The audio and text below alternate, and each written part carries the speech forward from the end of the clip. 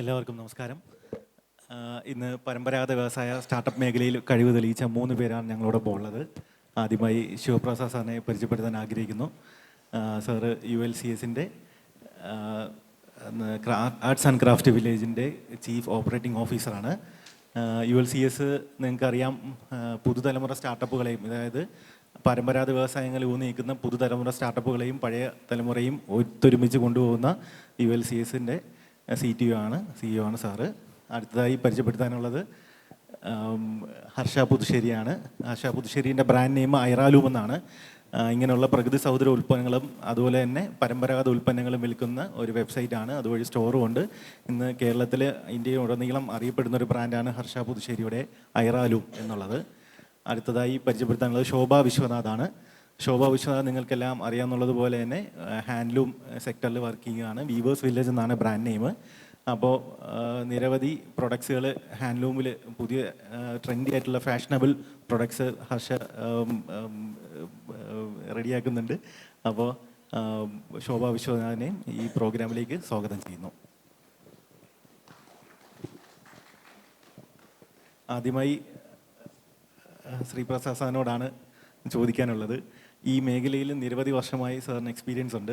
അപ്പോൾ ഇങ്ങനെയുള്ള 50ഓളം ആർട്ടിസ്റ്റുകളെ, അതായത് ഇങ്ങനെയുള്ള പ്രൊഡക്ട്സുകൾ ഉണ്ടാക്കുന്ന, പരമ്പരാഗത വ്യവസായ പ്രൊഡക്ട്സ് ഉണ്ടാക്കുന്ന ആർട്ടിസ്റ്റുകളെ നിരന്തരം ബന്ധപ്പെടുകയാണ് സാറ്. അപ്പം അവരെ എല്ലാം എങ്ങനെയാണ് ഒത്തൊരുമിച്ച് കൊണ്ടുപോകുന്നത്? അത് സാറിൻ്റെ ഒരു എക്സ്പീരിയൻസ് കേട്ടാൽ.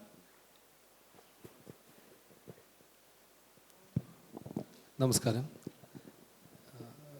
ഊരാളുങ്കലിൻ്റെ 2 സ്ഥാപനങ്ങളാണ് കേരളത്തിൽ ഈ പരമ്പരാഗത ഉൽപ്പന്നങ്ങളുടെ നിർമ്മാണത്തിൽ ശ്രദ്ധിക്കുന്ന സ്ഥാപനങ്ങളായിട്ടുള്ളത്. ഒന്ന് വടക്ക് സർഗാലയ എന്ന് പറയുന്ന ഒരു സ്ഥാപനവും, തിരുവനന്തപുരം ജില്ലയിൽ കോവളത്ത് Kerala arts and craft village എന്ന് പറയുന്ന മറ്റൊരു സ്ഥാപനം. ഈ 2 സ്ഥാപനങ്ങളും കൂടെയായി 100-ന് മുകളിൽ പരമ്പരാഗത മേഖലയിൽ ഇടപെടുന്ന ആർട്ടിസാൻസിനെ ഈ സ്ഥാപനം സപ്പോർട്ട് ചെയ്യുന്നുണ്ട്.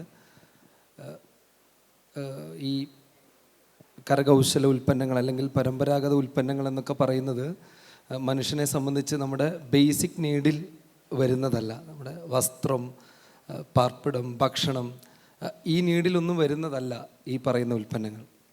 അതുകൊണ്ട് തന്നെ ഇങ്ങനെയൊരു സ്ഥാപനം ഏറ്റെടുക്കുന്ന സമയത്ത് സ്വാഭാവികമായും ഊരാളുങ്കലിനെ പോലെ ഒരു സ്ഥാപനത്തിന് അതിൽ ചില ആശങ്കകൾ ഉണ്ടായിരുന്നു. പക്ഷേ ഈ 12 വർഷത്തോളമായ ഈ എക്സ്പീരിയൻസിൻ്റെ ഭാഗമായി ആ ആശങ്കകൾ ഒരു പരിധിവരെയെങ്കിലും പരിഹരിക്കാൻ സാധിച്ചിട്ടുണ്ട്. ഞങ്ങളുടെ കൂടെ ജോലി ചെയ്യുന്ന ആർട്ടിസാൻസിന് അവർ നിർമ്മിക്കുന്ന ഉൽപ്പന്നങ്ങൾ വിറ്റുപോകുമെന്ന കോൺഫിഡൻസിലേക്ക് എത്തിക്കാൻ ഈ ചുരുങ്ങിയ കാലയളവിനുള്ളിൽ സ്ഥാപനത്തിന് സാധിച്ചിട്ടുണ്ട് എന്നുള്ളതാണ് ഞങ്ങൾക്കുള്ള ഏറ്റവും വലിയ എക്സ്പീരിയൻസ്. അതിൽ അവിടെ സ്ഥാപനത്തിൽ വർക്ക് ചെയ്യുന്ന ആളുകളായാലും അതിൻ്റെ ഭാഗമായി നിൽക്കുന്ന ആർട്ടിസാൻസ് ആയാലും ആ ഒരു ആത്മവിശ്വാസം നേടിക്കൊടുക്കാൻ വേണ്ടി സാധിച്ചിട്ടുണ്ട്. അത് പരിപൂർണമായി എന്നുള്ള അവകാശവാദമില്ല. അതിന് മുകളിലേക്ക് ഇനിയും ആ ഒരു മേഖല ഉയർത്തപ്പെടേണ്ടതുണ്ട്.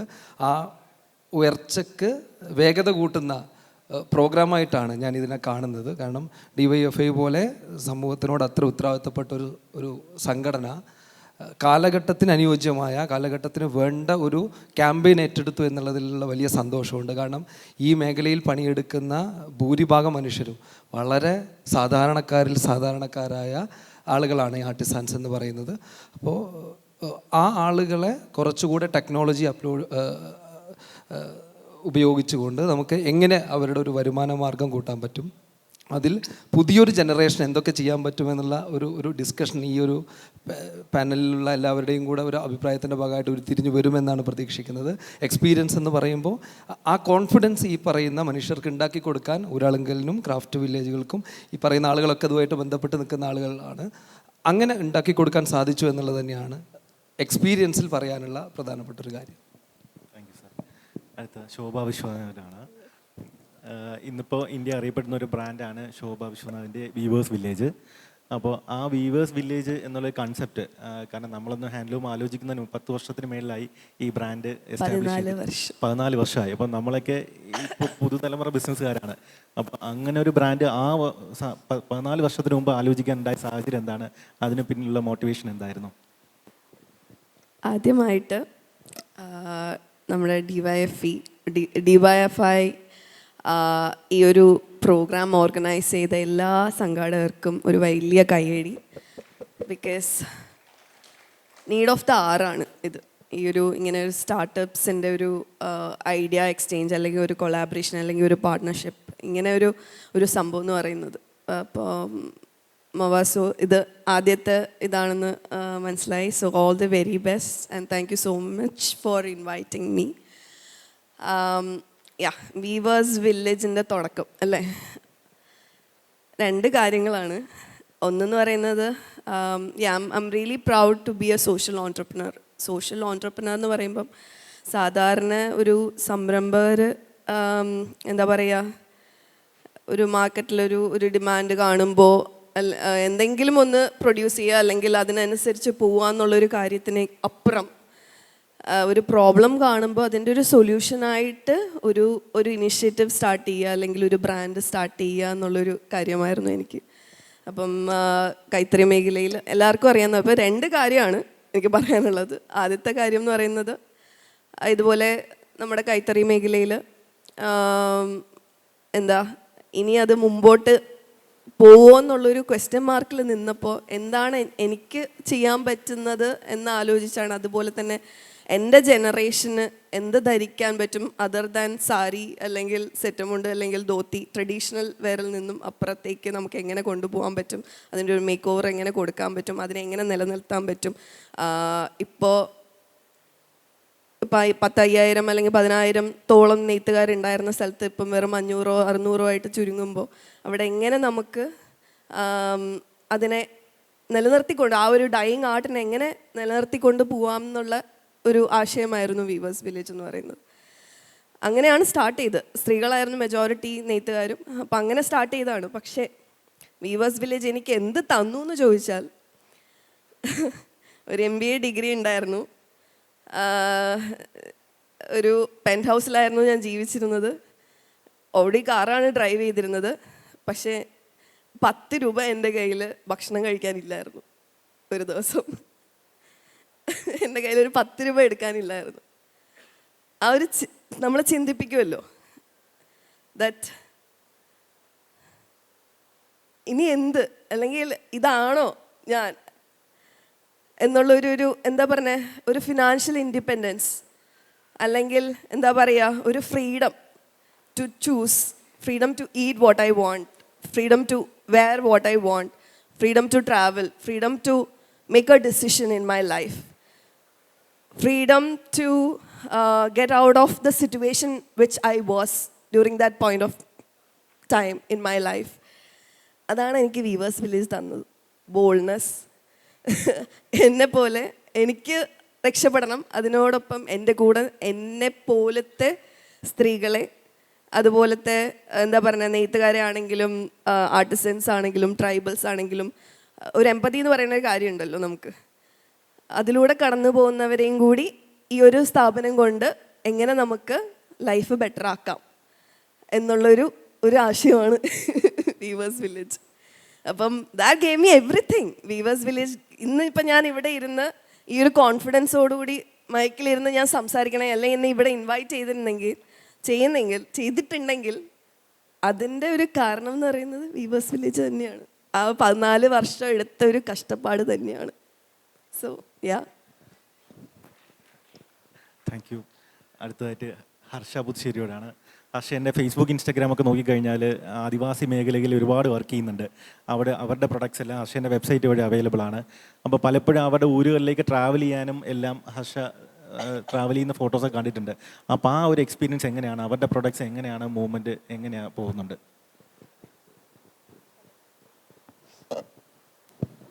ഹലോ, എല്ലാവർക്കും നമസ്കാരം. ഈ ഒരു വേദിയിൽ ഇരിക്കാൻ പറ്റിയതിൽ വളരെ സന്തോഷമുണ്ട്. സഫർ ചോദിച്ച ചോദ്യത്തിലേക്ക് എനിക്ക് ഒറ്റയടിക്ക് പറയാൻ പറ്റില്ല, കാരണം അങ്ങനെയാണ് തുടക്കം മുതലുള്ള കഥ ഞാൻ പറയേണ്ടി വരും. എനിവേയ്സ്, ഞാൻ 2019 ഇതേപോലെ കേരളത്തിലൊരു സാധാരണ എന്താ പറയുക എഞ്ചിനീയറിംഗ് പഠിച്ചിറങ്ങി കിട്ടിയ ജോലിയിലൊന്നും സാറ്റിസ്ഫാക്ഷൻ കിട്ടാതെ നമുക്ക് ഇഷ്ടമുള്ള എന്തെങ്കിലും ഒരു കാര്യം ചെയ്തിട്ട് അതിലൂടെ എന്തെങ്കിലും വരുമാനം ഉണ്ടാക്കണം എന്ന് ചിന്തിച്ച് വളരെ വളരെ സാധാരണ രീതിയിൽ ചിന്തിച്ചെടുത്താണ് ഐറാലും സ്റ്റാർട്ട് ചെയ്തത്. ഞാനൊരു ആർട്ടിസ്റ്റും കൂടെയാണ്. പഠിച്ചത് ബയോടെക്നോളജി ബയോകെമിക്കൽ എഞ്ചിനീയറിംഗ് ആണ്, പക്ഷേ വർക്ക് ചെയ്ത് IT യിലാണ്. അപ്പോൾ നിങ്ങൾക്ക് ഊഹിക്കാൻ പറ്റും എന്താ അവസ്ഥ എന്നുള്ളത്.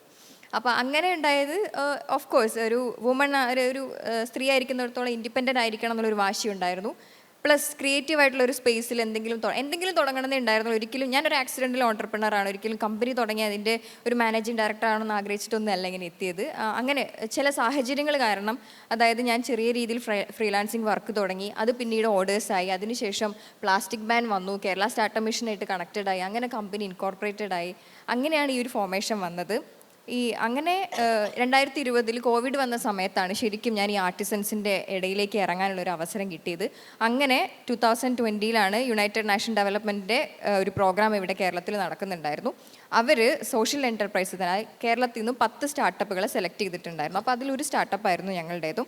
അങ്ങനെയാണ് ശരിക്കും എനിക്ക് ട്രൈബൽ ഏരിയയിൽ വർക്ക് ചെയ്യാനുള്ളൊരു അവസരം കിട്ടിയത്. ശരിക്കും പറയണേ, ഇപ്പം നിങ്ങൾക്ക് ഇന്നത്തെ ടോപ്പിക് അറിയാം, പരമ്പരാഗത വ്യവസായ രംഗത്തെ സ്റ്റാർട്ടപ്പ് എന്ന്. ഇപ്പോഴും പോലും ഞാൻ പറയുകയാണ്, ഈ പരമ്പരാഗത വ്യവസായത്തെ അല്ലെങ്കിൽ ഇങ്ങനത്തെ സാധ്യതകൾ നമ്മളെ കേരളത്തിലല്ല എവിടെയും അധികം ആരും എന്താ പറയുക സപ്പോർട്ട് ചെയ്യുക അല്ലെങ്കിൽ പ്രൊമോട്ട് ചെയ്യുന്നില്ല. കാരണം ഇതുമായിട്ട് റിലേറ്റഡ് ആയിട്ട് കിടക്കുന്ന സമൂഹത്തിലെ താഴെ തട്ടിൽ കിടക്കുന്ന ആൾക്കാരാണ്. ഇപ്പോൾ പോലും ഒരു ഗവൺമെൻറ് സ്കീമായാലും ശരി, ക്രെഡിറ്റ്സ് ആയാലും ശരി, എന്തിനായാലും ശരി അവഗണിക്കപ്പെടുന്നൊരു മേഖലയാണിത്. പിന്നെ ട്രൈബൽസിൻ്റെ കാര്യം എന്ന് പറയുന്നത് വളരെ സെൻസിറ്റീവാണ്. ഞാൻ അവിടെ പോയ സമയത്ത് അല്ലെങ്കിൽ ഞങ്ങൾ ബാംബു കോർപ്പറേഷനുമായിട്ടും അതുപോലെ കേരള ഫോറസ്റ്റ് ഡിപ്പാർട്ട്മെൻറ്റും ഒക്കെ ആയിട്ട് സഹകരിച്ച് പ്രവർത്തിച്ചിട്ടുണ്ട്. അപ്പോഴാണ് പല റിയൽ സ്റ്റോറീസും മനസ്സിലാക്കാൻ പറ്റി. എനിവേ UNDP എന്നുള്ളൊരു സിസ്റ്റം അവിടെ ഉണ്ടായതുകൊണ്ട് ഞങ്ങൾക്ക് നേരിട്ട് അറിയാൻ പറ്റി അവരുടെ ഒരുപാട് പ്രൊഡക്റ്റുകളെ പറ്റി. അതായത് കണ്ണാടിപ്പായ മുതൽ GI പ്രൊഡക്റ്റിന് വേണ്ടി ശ്രമിക്കുന്ന കണ്ണാടിപ്പായ മുതൽ മെത്തപ്പായ, അതുപോലെ അവർ ചെയ്യുന്ന ട്രഡീഷണൽ ഒരുപാട് ഉൽപ്പന്നങ്ങളെ പറ്റി അറിയാൻ പറ്റി. അതിന് സാധ്യതകൾ ഉണ്ടാക്കാൻ പറ്റി. പിന്നെ അവരുമായിട്ട് പുതിയ കുറേ ക്ലസ്റ്റേഴ്സ് ഡെവലപ്പ് ചെയ്തു. അങ്ങനെ ഇപ്പം നമ്മൾ 3 വർഷമായിട്ട് പല പ്രൊഡക്റ്റുകളും B2B ആയിട്ട്, അതായത് ബൾക്കായിട്ട് ഓർഡർ കൊടുക്കും. അതാണ് നമുക്ക് കുറച്ചുകൂടി എളുപ്പം. കാരണം ഇപ്പം ഞങ്ങൾ ഇടപെട്ടിരുന്ന പൂയംകുട്ടി അല്ലെങ്കിൽ അടിച്ചിൽ തൊട്ടി അങ്ങനത്തെ ഒരുപാട് കമ്മ്യൂണിറ്റീസിൻ്റെ വളരെ റെയറാണ്, ആക്സസിബിൾ അല്ല, നെറ്റ്വർക്ക് പോലും ഇല്ലാത്ത സ്ഥലമാണ്. അപ്പം നമുക്ക് അത്രയും ദൂരം ട്രാവൽ ചെയ്തിട്ട് എത്തുക എന്നുള്ളൊരു ഭയങ്കര ചലഞ്ചിങ് ആയിരുന്നു. കാരണം അവസരങ്ങൾ എല്ലായിടത്തും ഉണ്ട്, പക്ഷേ നമുക്ക് എന്നിരുന്ന ഒരുപാട് ടെക്നിക്കൽ പ്രശ്നങ്ങളുണ്ട്. അപ്പോൾ ഞങ്ങൾ ചെയ്തത് ആദ്യം ഓൺലൈനായിട്ട് ഏതെങ്കിലും കുറച്ച് പ്രൊഡക്റ്റുകൾ സോഴ്സ് ചെയ്ത് വെക്കും, അത് നമ്മൾ പ്രൊമോട്ട് ചെയ്യും. പിന്നീട് B2B ആയിട്ട്, അതായത് ഈ പ്രൊഡക്റ്റുകളെ പറ്റി കൂടുതൽ ആൾക്കാർ അറിയണം. അപ്പം ഈ പരമ്പരാഗത വ്യവസായം എന്ന് പറയുന്നത് നിങ്ങൾക്ക് മനസ്സിലാവേണ്ടത്, ഒന്ന് ഇത് പലരുടെ നീഡല്ല, പക്ഷേ പ്ലാസ്റ്റിക് ബാൻ എന്നുള്ളതാണ് അവിടുത്തെ ഒരു സാധ്യത. കാരണം നിങ്ങൾ ഡെയിലി ഉപയോഗിക്കുന്ന പല പ്ലാസ്റ്റിക് പ്രൊഡക്റ്റുകൾക്ക് പകരം ഇതുപോലുള്ള ഉൽപ്പന്നങ്ങൾ നിങ്ങൾക്ക് ഉപയോഗിക്കാൻ പറ്റും. അതുവഴി നിങ്ങളൊരാളെ സപ്പോർട്ട് ചെയ്യണം, അല്ലെങ്കിൽ ഒരു ഓർഗനൈസേഷനെ സപ്പോർട്ട് ചെയ്യുന്നു, ഒരു ഇൻഡിവിജ്വലിനെ സപ്പോർട്ട് ചെയ്യുന്നു. ആ രീതിയിലാണ് ഞങ്ങളിതിനെ പ്രൊമോട്ട് ചെയ്യുന്നത്. പിന്നെ ഈ ഹാൻഡ് മെയ്ഡ് അല്ലെങ്കിൽ ഇങ്ങനത്തെ ഐറ്റം എന്ന് പറയുമ്പോൾ അവിടെ ഒരു വലിയ സ്റ്റോറി എലമെൻ്റ് ഉണ്ട്. അത് ഉണ്ടാക്കുന്ന ആൾക്കാരുടെ ജീവിതം, അവരത് കഷ്ടപ്പെട്ട് നെയ്തെടുക്കുന്ന, അല്ലെങ്കിൽ ഓരോ പ്രൊഡക്റ്റുകളും ഉണ്ടായി വരുന്നൊരു വലിയൊരു കഥയുണ്ട്. ഈ 2 രീതിയിലാണ് ഇതിനെ പ്രൊമോട്ട് ചെയ്തിട്ട് നമ്മൾ അതിനൊരു മാർക്കറ്റ് ഉണ്ടാക്കിയെടുക്കുന്നത്. UNDPൻ്റെ സാമൂഹ്യ പ്രതിബദ്ധ പദ്ധതിയിലേക്ക് കേരളത്തിൽ നിന്ന് തിരഞ്ഞെടുത്ത 11 സ്റ്റാർട്ടപ്പുകളിൽ ഒന്നാണ് ഹർഷ പുതുശ്ശേരിയുടെ ഐറാലൂം എന്ന് പറയുന്നത്. അടുത്തതായി ശ്രീപ്രസാദ് സാറിനോടാണ്. സാറ് ക്രാഫ്റ്റിനെ പറ്റി പഠിക്കുവാനും ഇങ്ങനെയുള്ള പരമ്പരാഗത വ്യവസായങ്ങളെ പറ്റി പഠിക്കുവാനും ഇന്ത്യ ഒട്ടുക്ക് സഞ്ചരിച്ച ഒരാളാണ്. എനിക്ക് പേഴ്സണലി അറിയാമെന്നുള്ളതാണ്. പല സ്ഥലങ്ങളിലും സാറ് സഞ്ചരിച്ചു, അതുപോലെ വിദേശ രാജ്യങ്ങളിലും സഞ്ചരിച്ചിട്ടുണ്ട്. അപ്പോൾ സാറ് ഈ ഒരു എക്സ്പീരിയൻസ് വെച്ച് നമ്മുടെ പ്രൊഡക്റ്റും വിദേശത്തുള്ള അങ്ങനെയുള്ള പ്രൊഡക്റ്റുമായിട്ട് കമ്പയർ ചെയ്യുമ്പോൾ എന്താണ് നമുക്ക് അതിൽ നിന്ന് ഈ ഒരു ഇമ്പ്രൂവ്മെൻറ്റ് വേണ്ടത്? എന്ത് ടൈപ്പ് ഇമ്പ്രൂവ്മെൻറ്റാണ് വേണ്ടത്? കോവിഡിൻ്റെ സമയത്തായിരുന്നു ക്രാഫ്റ്റ് വില്ലേജിൻ്റെ ഒരു ഉദ്ഘാടനം വരുന്നത്. ആ സമയത്താണ് 28 ദിവസത്തോളം എടുത്ത് ഇന്ത്യയിലെ നോർത്ത് ഈസ്റ്റ് ഒഴികെയുള്ള എല്ലാ സ്റ്റേറ്റ്സും നമ്മൾ കവർ ചെയ്തിട്ടുണ്ടായിരുന്നു നേരിട്ട്. കാരണം ഈ ഒരു സെക്ടറിലുള്ള ഏറ്റവും പ്രധാനപ്പെട്ടൊരു ചലഞ്ച് എന്ന് പറയുന്നത് ഈ മിഡിൽമാൻ പ്രാക്ടീസാണ്. ഈ ഉൽപ്പന്നം ഉണ്ടാക്കുന്ന ആളുകളിലേക്കല്ല പ്രധാനമായിട്ട് വരുമാനം പോകുന്നത്. അത് കൈമാറി ക്ലയൻറ്റിൻ്റെ അടുത്തേക്ക് എത്തുമ്പോഴേക്കും ഒരു 4-5 ആളുകൾ കണ്ടതിന് ശേഷമാണ് ആ പ്രോഡക്റ്റ് ക്ലയൻറ്റിൻ്റെ കയ്യിലേക്ക് പോകുന്നത്. ഈ പ്രാക്ടീസ് ഒഴിവാക്കുക എന്നുള്ളതായിരുന്നു നമ്മൾ ആദ്യം എടുത്തൊരു ഡിസിഷൻ. അതുകൊണ്ട് നേരിട്ട് ആർട്ടിസാൻ്റെ കൈകളിൽ നിന്ന് തന്നെ സാധനങ്ങൾ വാങ്ങാൻ വേണ്ടിയും അവരെ എക്സ്പീരിയൻസ് ചെയ്യാൻ വേണ്ടിയുമാണ് ഈ യാത്ര പോയിട്ടുണ്ടായിരുന്നത്. അത് കേരളത്തിലായാലും കേരളത്തിന് പുറത്തായാലും ഈ കമ്മ്യൂണിറ്റി അനുഭവിക്കുന്ന പ്രയാസങ്ങളും പ്രതിസന്ധികളും ഒന്ന് തന്നെയാണ്. കാരണം ഇത് ഒരു സെലിബ്രിറ്റി മോഡിലേക്ക് വരുന്ന ഒരു കാര്യമല്ല. കാരണം അത്ര എഫേർട്ട് ഇടുന്നൊരു മേഖലയാണ്. കാരണം ഒരു ആർട്ടിസ്റ്റ് ഒരു സ്കൾപ്ചർ ഉണ്ടാക്കുക എന്ന് പറയുന്നത് അത്ര ക്രിയേറ്റീവായൊരു ഏരിയ ആണ്. പക്ഷെ അതിന് അദ്ദേഹത്തിന് കിട്ടുന്ന പരിഗണനകൾ എന്തല്ല, നല്ല രീതിയിലല്ല. ഇപ്പം നമ്മൾ തന്നെ പിന്നെ നമ്മൾ പല ഡിസ്കഷനിലും നമ്മളത് പറയാറുണ്ട്. നമ്മളൊരു ബ്രാൻഡഡ് ഷോറൂമിൽ പോയിട്ട് നമ്മളൊരു ഉൽപ്പന്നം വാങ്ങാൻ നിൽക്കുന്ന സമയത്ത് നമ്മൾ ആരും അത് നെഗോഷിയേറ്റ് ചെയ്യാൻ നിൽക്കാറില്ല. നമ്മളൊരു ഷർട്ട് വാങ്ങുന്ന സമയത്തോ അല്ലെങ്കിൽ പിന്നെ ഒരു എന്തെങ്കിലും ഉൽപ്പന്നങ്ങൾ വാങ്ങുന്ന സമയത്ത് ആ ബ്രാൻഡിൽ നിന്ന് നെഗോസിയേഷന് നമ്മൾ ആരും പോകാറില്ല. പക്ഷേ ഇതേ പ്രൊഡക്റ്റ് ഒരു മനുഷ്യൻ കൈകൊണ്ട് നെയ്തെടുത്ത ഒരു മുണ്ട് വാങ്ങാൻ പോയിരുന്നാൽ നമ്മളെല്ലാവരും അതിന് മുകളിൽ വില പേശും. ഇതിന് ഇത്ര പൈസയോ? കാരണം അത് 2 ദിവസമായിരിക്കും ആ ഒരാൾ അതിനു വേണ്ടി തൊഴിലെടുത്തിട്ടുണ്ടാവുക. 2 ദിവസത്തെ വേതനം കൂട്ടിയാൽ തന്നെ ഒരു മെഷീനല്ല അത് ചെയ്യുന്നത്, മനുഷ്യൻ്റെ കൈകളിലൂടെ ആയിരിക്കും ആ ഒരു ഉൽപ്പന്നം ഡെവലപ്പ് ചെയ്ത് വന്നിട്ടുണ്ടാവുക. ഈ അപ്രീസിയേഷൻ കിട്ടുന്നില്ല എന്നുള്ളതാണ് ഈ മേഖലയിലുള്ള ബഹുഭൂരിപക്ഷം മനുഷ്യരും അനുഭവിക്കുന്ന ചലഞ്ച് എന്ന് പറയുന്നത്. കാരണം അംഗീകാരം കിട്ടുന്ന സമയത്താണ് ആളുകൾ എന്ത് ചെയ്യുക, ഇതിൽ സസ്റ്റെയിൻ ചെയ്യാൻ വേണ്ടി ശ്രമിക്കുക. അപ്പോൾ ക്രാഫ്റ്റ് വില്ലേജുകളെ സംബന്ധിച്ച് ഞങ്ങൾ ആദ്യം എടുത്തൊരു തീരുമാനം, അവിടെ ഇരിക്കുന്ന മനുഷ്യർക്ക് റെസ്പെക്റ്റ് കിട്ടണം, അവരെ അപ്രീഷിയേറ്റ് ചെയ്യണം, എന്നിട്ടാണ് ആ ഉൽപ്പന്നങ്ങൾ വാങ്ങേണ്ടത്. അതിന് നെഗോസിയേഷൻ എന്ന് പറയുന്ന സംവിധാനം ഉണ്ടാവരുത്. കാരണം ആ മനുഷ്യൻ്റെ എത്രയോ ദിവസത്തെ ആലോചനയുടെ, എത്രയോ ദിവസത്തെ ക്രിയേറ്റിവിറ്റിയുടെ റിസൾട്ടാണ് അവിടെ വിൽപ്പനയ്ക്ക് വെച്ചിരിക്കുന്നത്. നമ്മൾ തുടങ്ങിയ സമയത്ത് ആദ്യം ചെയ്തത് എല്ലാ ഉൽപ്പന്നങ്ങൾക്കും ബാർകോഡ് ചെയ്തു എന്നുള്ളതാണ്. എല്ലാ ഉൽപ്പന്നങ്ങൾക്കും ബാർകോഡ് ചെയ്തു. ആ വില നിശ്ചയിക്കുന്നത് ആ ആർട്ടിസാനായിരിക്കണം, അദ്ദേഹം നിശ്ചയിച്ച വിലയിലായിരിക്കണം അത് വിൽപ്പന നടത്തേണ്ടത്. പക്ഷേ ഈ ഒരു സംവിധാനം ലോകത്ത് ഒരു സ്ഥലത്തും ഈ കമ്മ്യൂണിറ്റിക്ക് കിട്ടുന്നില്ല എന്നുള്ളതാണ് ഒരു പ്രയാസം. ഈ യാത്ര ചെയ്ത സമയത്തൊക്കെ ഞങ്ങൾക്ക് ബോധ്യപ്പെട്ടതും അത് തന്നെയാണ്. ആർട്ടിസാൻസിന് മതിയായ വില കൊടുത്ത് അത് വിൽക്കുന്ന ആൾ എത്ര വിലക്കും വിറ്റോട്ടെ, അതിൽ നമുക്ക് പരാതിപ്പെടേണ്ടതില്ല, അത് അദ്ദേഹത്തിൻ്റെ കഴിവാണ്. ആ രീതിയിലേക്ക് ഈ സെക്ടറിനെ മാറ്റിക്കൊണ്ടുവരാൻ പറ്റുന്ന ഇടപെടലുകൾ എന്ത് ചെയ്യണം, ഇങ്ങനെയുള്ള കമ്മ്യൂണിറ്റികൾ ചെയ്യണം. ഇപ്പോൾ ഹർഷയായാലും ശോഭയായാലും ഒക്കെ അതിൽ എന്ത് ചെയ്യുന്നുണ്ട്, അങ്ങനെയുള്ള ഇൻവോൾവ്മെൻറ്റുകൾ വരുന്നുണ്ട്. അങ്ങനെ വരുന്ന മുറക്ക് കുറച്ചുകൂടി ആളുകളെ നമുക്ക് ഈ ഒരു ജോലിയിലേക്ക് കൊണ്ടുവരാൻ വേണ്ടി സാധിക്കും. നേരത്തെ ശോഭ പറഞ്ഞു തുടങ്ങിയ സമയത്ത് തന്നെ പറഞ്ഞു 10,000-ന് മുകളിൽ വ്യൂവേഴ്സ് ഉള്ളതിലിപ്പോൾ കുറഞ്ഞ് 500-ലേക്ക് എത്തി. ഇനി ഒരു 2-3 വർഷം കഴിയുമ്പോൾ സ്കിൽഡായ വ്യൂവേഴ്സ് നമുക്ക് ഉണ്ടാവില്ല. അപ്പോൾ നമ്മൾ നമ്മുടെ പാരമ്പര്യത്തിനെ പറ്റി ഇങ്ങനെ അഭിമാനം കൊള്ളുകയല്ലാതെ ആ പാരമ്പര്യത്തിൽ നിന്ന് ഉണ്ടാവുന്ന ഉൽപ്പന്നങ്ങൾ നമുക്ക് കിട്ടാതെയാവും. ഇത് വെറുതെ പറയുന്നതല്ല, ഞാൻ അതിലൊരു വേദനാജനകമായൊരു എക്സ്പീരിയൻസും കൂടെ പറഞ്ഞാൽ അത് മനസ്സിലാവുമെന്ന് തോന്നുന്നു. ഇപ്പോൾ ക്രാഫ്റ്റ് വില്ലേജിൽ തിരുവനന്തപുരത്ത് പട്ടം സ്വദേശിയായ ഒരു ഗോപിയേട്ടൻ ഉണ്ടായിരുന്നു. ഗോപിയേട്ടൻ കൊമ്പിൽ ക്രാഫ്റ്റ് ചെയ്യുന്ന ഒരാളാണ്. എനിക്ക് തോന്നുന്നു കേരളത്തിൽ അങ്ങനെ കൊമ്പിൽ ക്രാഫ്റ്റ് ചെയ്യുന്ന ഒരാൾ ഇനി ഉണ്ടാവില്ല. ഗോപിയേട്ടൻ 3 വർഷങ്ങൾക്ക് മുമ്പ് മരണപ്പെട്ടു പോയി. ആ ക്രാഫ്റ്റ് കേരളത്തിൽ നിന്ന് എന്ത് ചെയ്തു, അന്യം നിന്ന് പോയി. ഇനി നമുക്ക് അതിൻ്റെ പാരമ്പര്യത്തിനെ പറ്റി പറയാനേ ബാക്കിയുള്ളൂ. ഞങ്ങളുടെ കയ്യിൽ ഇനി ഒരു 10-20 പ്രോഡക്റ്റ് അവശേഷിക്കുന്നുണ്ട്. അത് വിറ്റുപോയി കഴിഞ്ഞാൽ ഗോപിയേട്ടൻ്റെ ഒരു കയ്യൊപ്പ് പോലും എവിടെ ഉണ്ടാവില്ല, എവിടെയും അഡ്രസ്സ് ചെയ്യപ്പെടാതെ ഇങ്ങനെ പോയ കുറേ മനുഷ്യരുണ്ട്. ആ മനുഷ്യരെ സപ്പോർട്ട് ചെയ്യുന്ന രീതിയിൽ യങ് ജനറേഷന് പല സ്റ്റാർട്ടപ്പുകൾ, കാരണം ഒരു സ്റ്റാർട്ടപ്പ് തുടങ്ങുന്ന സമയത്ത് നമ്മൾ പ്രൊഡക്റ്റിനെ പറ്റി ആലോചിക്കണം. ഇതിനത് വേണ്ട, ഓൾറെഡി നമ്മുടെ മുമ്പിൽ അവൈലബിൾ ആണ്. കേരളത്തിൽ 20-ന് മുകളിൽ പരമ്പരാഗത ഗ്രാമങ്ങളുണ്ട്. നമ്മുടെ ബാലരാമപുരം പോലെ, കൂത്താമ്പള്ളി പോലെ, പിന്നെ ആറന്മുള പോലെയുള്ള ഗ്രാമങ്ങളുണ്ട്. ഇവിടെയൊക്കെ പ്രൊഡക്റ്റുകൾ, ഉൽപ്പന്നങ്ങളുണ്ട്. ഇതിനെ ഭംഗിയായി മാർക്കറ്റ് ചെയ്യുന്ന ഒരു സംവിധാനത്തിനെ ഡെവലപ്പ് ചെയ്ത് കഴിഞ്ഞാൽ ഈ കമ്മ്യൂണിറ്റിയെ നമുക്കിതിൽ നിലനിർത്താൻ പറ്റും. അവർക്കൊരു വരുമാന മാർഗം ക്രിയേറ്റ് ചെയ്യാൻ പറ്റും.